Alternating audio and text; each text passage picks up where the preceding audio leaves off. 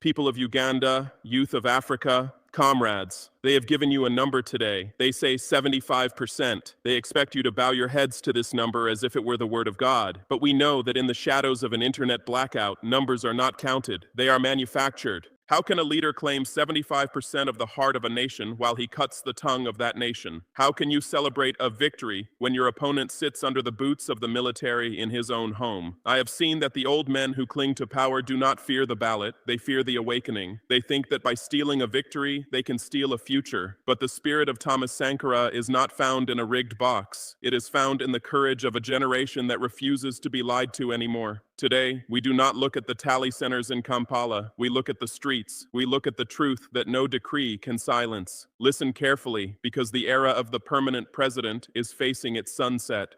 They are telling you that President Museveni has taken more than 75% of the vote, that he is far ahead of Bobi Wine, and that Uganda should simply move on. But Africa, whenever numbers look too perfect in a climate of fear, blackout, and blood, a responsible person must say, look again, look closely, and ask what those numbers are hiding. I am not here to announce who really won Uganda's election. That is for Ugandans to decide, with evidence and courage. I am here to talk about what the whole continent can see. An election held under internet shutdown, with opposition supporters reporting intimidation, with at least several people losing their lives, while results showing one man cruising towards another term are read on television. When you say a leader has around 3/4 of the vote in a country where almost all the youth are hungry for change, the question is not only is it legal, but is it legitimate in the eyes of the people watching from their small rooms, their phones, their crowded streets? That is the question Uganda is forcing Africa to confront tonight. Before you even look at 75%, look at the conditions under which that 75% is being announced. Days before Ugandans voted, the internet was switched off nationwide, social media went silent, and even satellite options were restricted, cutting millions off from independent information and live reporting. Soldiers and heavy security were deployed in key areas, especially where the opposition is strong, and reports spoke of arrests, intimidation, and restrictions on gatherings. When I see an election wrapped in a digital blackout and guarded by armed fear, I cannot pretend it is an ordinary contest between two equal players.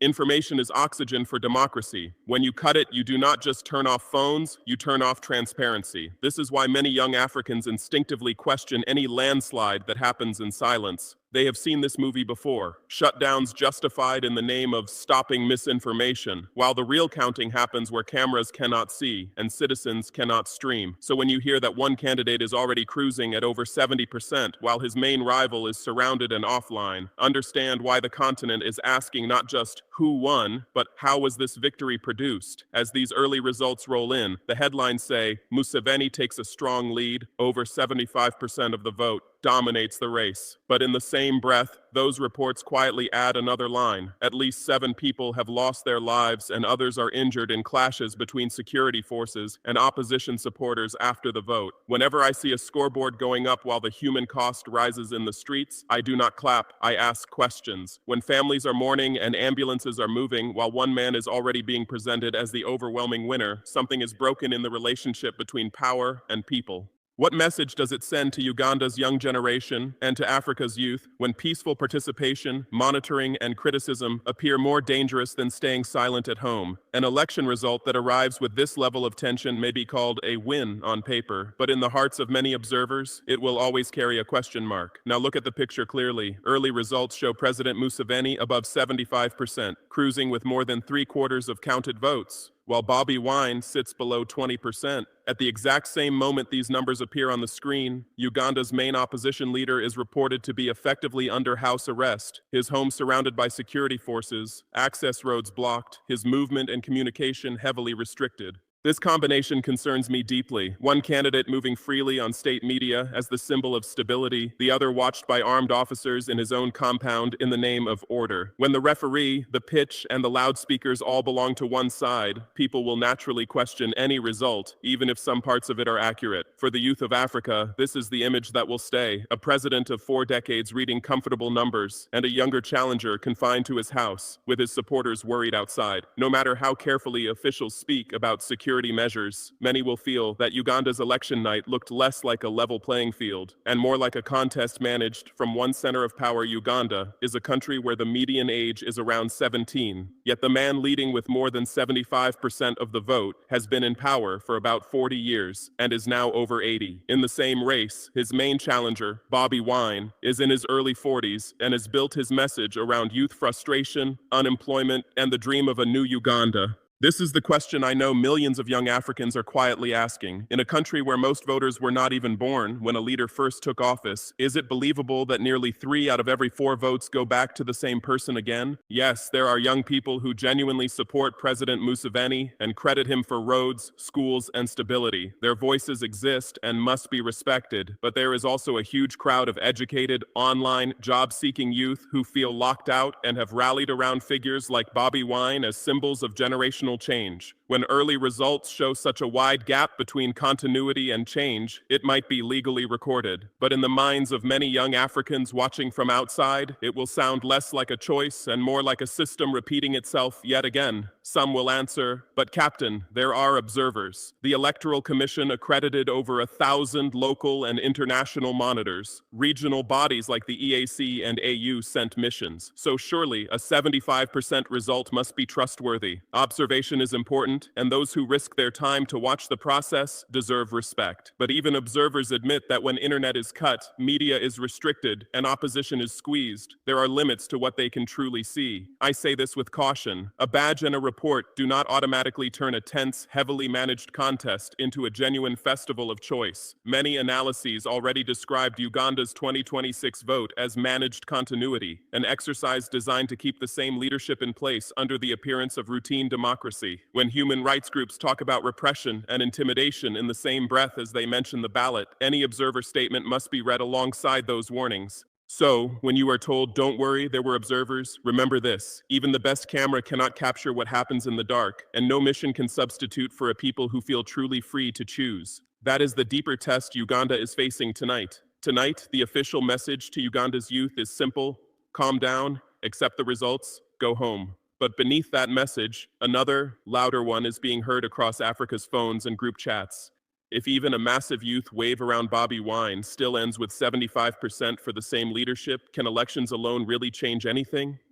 This is what worries me most. Every time a highly anticipated vote ends under blackout, heavy security, reports of repression, and a near-automatic victory for the incumbent, trust in the ballot box erodes a little more. Young people from Kampala to Nairobi, from Lagos to Dakar, are already asking whether their energy is better spent organizing peaceful change, or simply preparing to survive whatever the system decides.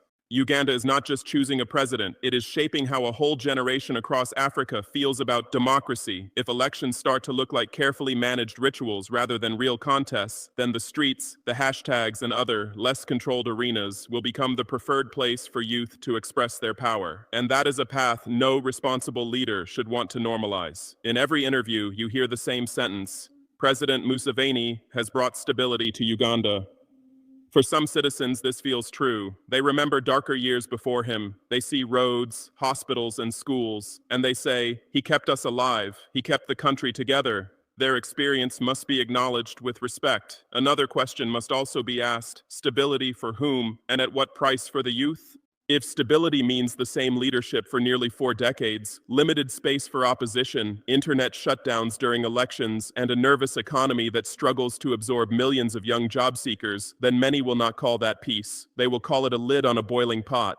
Across Africa, leaders love to say, I am protecting the gains. But young people ask, if the gains are real, why are we still one shock away from unrest? Why do we need soldiers, blackouts, and fear every time we vote? A stability that depends on silence is fragile. The only stability that lasts is the one built on trust, and trust cannot be commanded by 75% on a screen. It must be earned in the daily lives of the people. From Ouagadougou, Kampala does not look far. It looks like a mirror, an aging leader asking for yet another term in the name of stability, a younger challenger speaking the language of frustrated youth and protest vote, institutions that talk about democracy while the playing field clearly leans to one side. I say this: Uganda's election is not just Uganda's story. It is is a chapter in a wider African pattern where elections too often become rituals that confirm the same order instead of real opportunities to reset it. Across the continent, people see this and quietly conclude that ballots alone, without deep reforms, will not deliver the dignity they were promised at independence.